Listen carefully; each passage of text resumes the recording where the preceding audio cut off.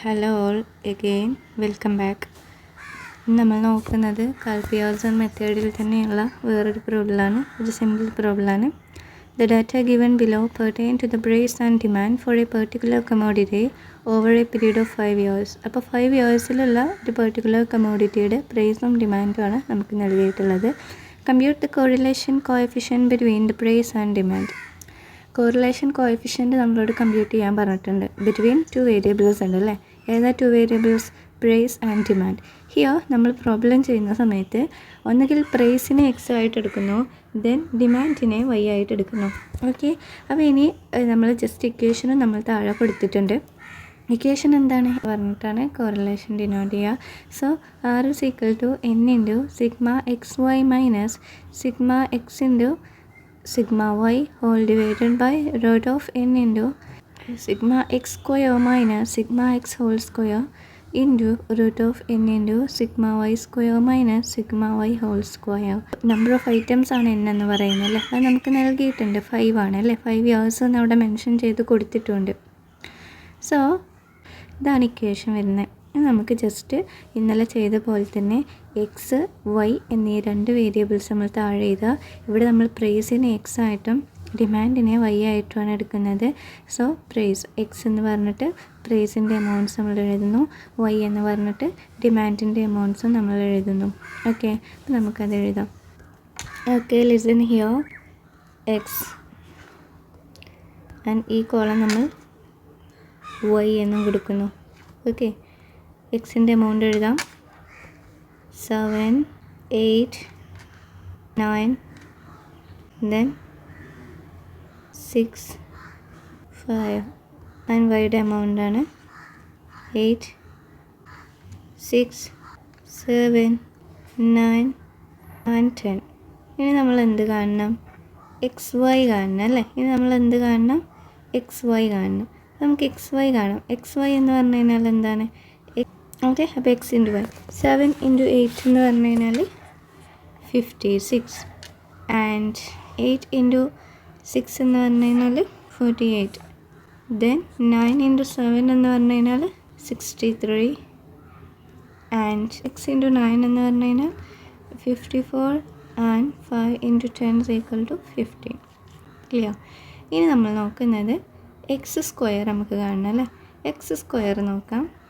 Okay, X സ്ക്വയറിൽ വന്നിട്ട് 7ൻ്റെ സ്ക്വയർ 49, ദെൻ 8ൻ്റെ സ്ക്വയർ 64, 9ൻ്റെ സ്ക്വയർ 81, 6ൻ്റെ സ്ക്വയർ 36 ആൻഡ് 5ൻ്റെ സ്ക്വയർ 25.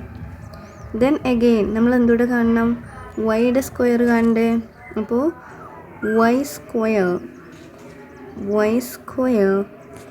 വൈയുടെ സ്ക്വയേഴ്സ് നോക്കൂ.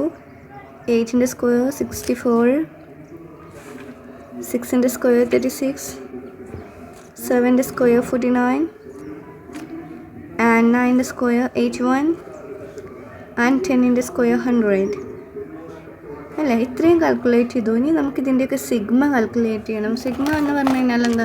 ടോട്ടൽ അല്ലേ? Total of X, total of Y, total of X Y, total of X square and total of Y square. അങ്ങനെ ഓരോന്നിൻ്റെയും sigma X, sigma Y, sigma X Y, sigma X square and sigma Y square നമ്മൾ calculate ചെയ്യണം അല്ലേ? Okay, അപ്പോൾ നമുക്ക് calculate ചെയ്യാം. 7 + 8 + 9 + 6 + 5 = 35. Here 45 xy total വരുന്നത് 271 and here x square 49 + 64 + 81 + 36 + 25 =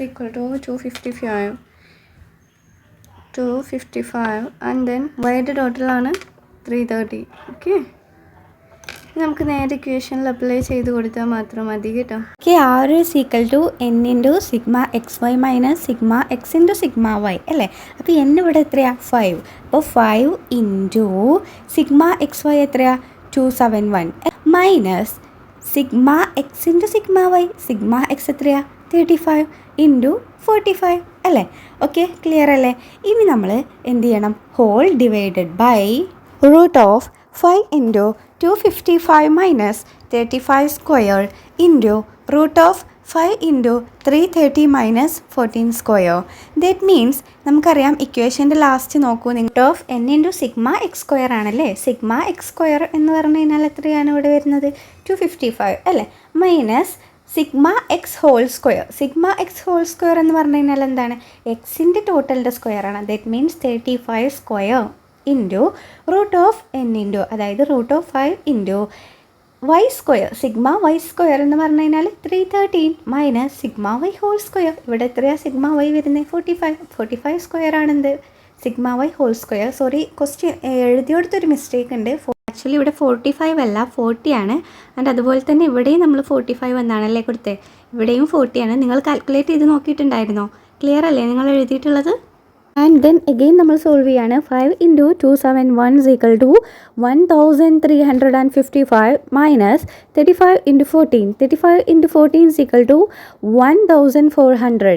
okay, whole divided by root of 5 into 255 എന്ന് പറഞ്ഞു കഴിഞ്ഞാൽ 1275 ആൻഡ് 35 സ്ക്വയർ എന്ന് പറഞ്ഞു കഴിഞ്ഞാൽ 1225. അതുപോലെ തന്നെ ഇൻറ്റു റൂട്ട് ഓഫ് 5 ഇൻറ്റു 313 എന്ന് പറഞ്ഞു കഴിഞ്ഞാൽ 1615 മൈനസ് 40 സ്ക്വയർ എന്ന് പറഞ്ഞു കഴിഞ്ഞാൽ 1600. ഓക്കെ, 1600 എന്ന് വരും. Now I will show you how to calculate squares in calculator. Okay, എല്ലാവർക്കും അറിയുന്നുണ്ടാവും. ബട്ട് ആർക്കെങ്കിലും അറിയാത്തതുണ്ടെങ്കിൽ അവർക്കൊരു ഉപകാരമായിക്കോട്ടെ എന്ന് കരുതിയിട്ട് മാത്രമാണ് കേട്ടോ.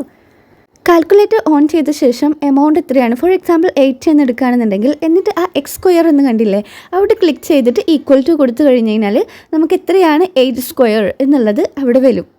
Okay, again moving to our problem. 1355 minus 1400 is equal to minus 45. Okay, root of 1275 minus root of 1225 is equal to root of 15, and also root of 1615 minus 1600 is equal to root of 15. Okay, then again solving. Minus 45 divided by root 15 into root 15.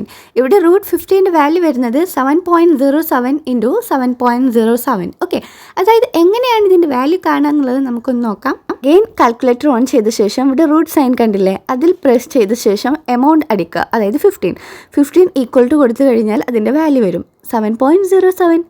Okay, minus 45 divided by 7.07 into 7.07 എന്ന് പറഞ്ഞു കഴിഞ്ഞാൽ 15. Okay, minus 45 divided by 15 equal to minus 0.9. Okay, r is equal to minus 0.9. Clear? ഈ ഒരു പ്രോബ്ലത്തോട് കൂടി നമ്മൾ കാൽക്കുലേറ്ററിൻ്റെ 2 problems discuss ചെയ്ത് കഴിഞ്ഞിട്ടുണ്ട്. ഇനിയും ക്വസ്റ്റ്യൻസ് ഷെയർ ചെയ്യാം കേട്ടോ. നിങ്ങൾ ഒറ്റയ്ക്ക് സോൾവ് ചെയ്ത് നോക്കുക. ഇനി ഡൗട്ട് ഉണ്ടെന്നുണ്ടെങ്കിൽ കമൻറ്റ് ചെയ്യുക.